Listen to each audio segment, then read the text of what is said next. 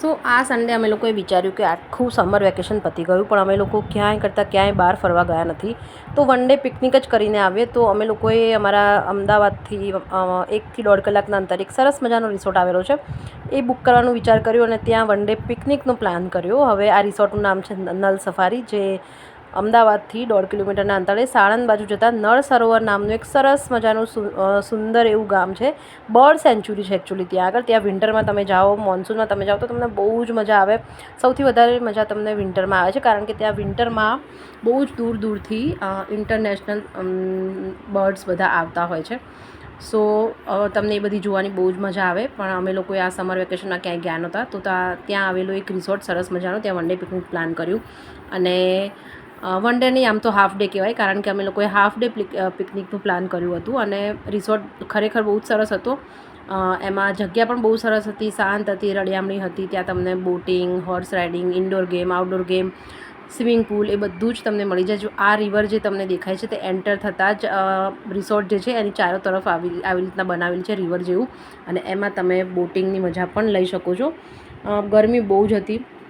સો જો હું તમને સજેસ્ટ કરું કે તમારે આવી રીતનું વન ડે પિકનિકનો કે એવું કંઈ પ્લાન કરવો હોય તો મોન્સૂનમાં અથવા તો વિન્ટરમાં પ્લાન કરવો. હા, વિન્ટરમાં તમને મોન્સૂનમાં કે એમાં તમને સ્વિમિંગ પુલની મજા ના મળે, પણ અત્યારે ગરમી ભયંકર લાગતી હતી અને અહીંયા આગળ તો બહુ જ ગરમી છે. અમદાવાદમાં અરાઉન્ડ 42 સમથિંગ હશે, મને ખ્યાલ નથી. પણ આવી રીતના તમે અહીંયા આગળ જો આવવા માગતા હોય, ત્યાં રેસ્ટ રૂમ હતો અહીંયા આગળ, નો ડાઉટ એસીનો આખો રેસ્ટ રૂમ હતો, મોટો હોલ જેવું બનાવેલું હતું. પણ તેમ છતાં પણ ગરમી તમને લાગે જ.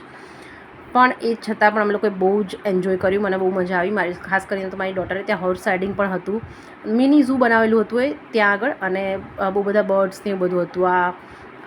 સામરૂગ હતું, ઓસ્ટ્રીચ, પછી રેબિટ્સ હતા, બહુ બધા ડક્સ હતા. તો બાળકોને તો જરૂરથી બહુ જ મજા આવશે. બાળકની સાથે સાથે મોટાઓને પણ મજા આવશે. અહીંયા આગળ આ જે છે એ રેબિટનું કેજ છે, એની બાજુમાં ઇન્ટરનેશનલ અમુક બર્ડ હતા. હવે મને નામ નથી ખબર, ત્યાં અલગ લખેલા છે. તમે જ્યારે જાઓ ત્યારે જોઈ લેજો.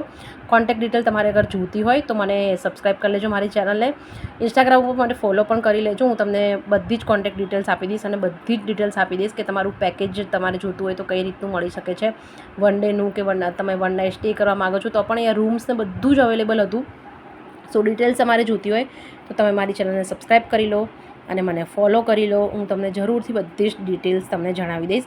એ પછી અમે લોકોએ કરી બોટિંગમાં પણ બહુ જ મજા આવી.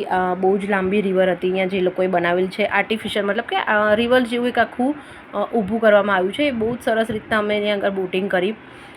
અને અહીંયા આગળ ડક્સ તમારી આજુબાજુમાં, તમારે જ્યારે બોટિંગ કરતા હોય ત્યારે તમારી આજુબાજુમાંથી જ્યારે ડક્સ નીકળે ને ત્યારે તમને બહુ જ મજા આવે છે જોવાની. થોડો તડકો વધારે લાગતો હતો, કારણ કે ટાઈમ અમે લોકોએ બોટિંગનો એવો ચૂઝ કર્યો હતો. બીજો કોઈ ટાઈમિંગ સેટ નહોતો થતો 12 વાગ્યાનો. સો અમને લોકોને બહુ જ મજા આવી. અને ત્યાં આખરે સૌથી ફેવરેટ બાળકોનું, અને એ છે સ્વિમિંગ પુલ. બહુ જ મોટો સ્વિમિંગ પુલ છે અહીંયાનો, અને બાળક તમારું બહુ જ સરસ રીતના એન્જોય કરશે. તો હવે જ્યારે પણ તમે વિચારતા હોય પ્લાનિંગ કરવાનું તો આ રિસોર્ટમાં જ આવજો. મને તો પર્સનલી આ રિસોર્ટ બહુ જ ગમ્યો. તો તમારે મેં તમને જેવી રીતના કીધું એ રીતના જો તમારે ડિટેલ્સ જોઈતી હોય તો મને ઇન્સ્ટાગ્રામ ઉપર તમે DM કરી શકો છો, અથવા તો મને કમેન્ટમાં પૂછી શકો છો. હું તમને બધી જ ડિટેલ્સ આપી દઈશ. જોઈ લીધો આ રીતના ડક્સ અહીંયાથી જતી હોય છે, તો તમને એટલું મજા આવે છે. બહુ જ રમણીય હતું આ પ્લેસ. સો તમને આ મારો વિડીયો કેવો લાગ્યો? જો ગમ્યો હોય તો મારી ચેનલને લાઈક, શેર એન્ડ સબસ્ક્રાઈબ કરવાનું બિલકુલથી ના ભૂલતા. અને આવા જ વિડીયો માટે મને સબસ્ક્રાઈબ કરજો.